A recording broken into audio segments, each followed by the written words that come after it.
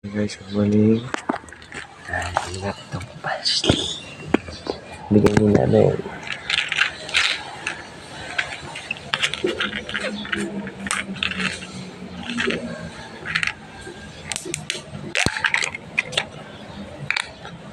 Dalawang beses sa isang araw guys.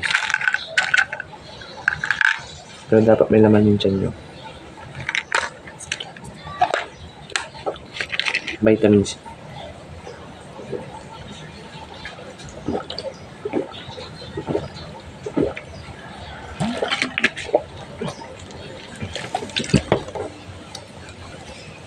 Ito guys. 30 pieces.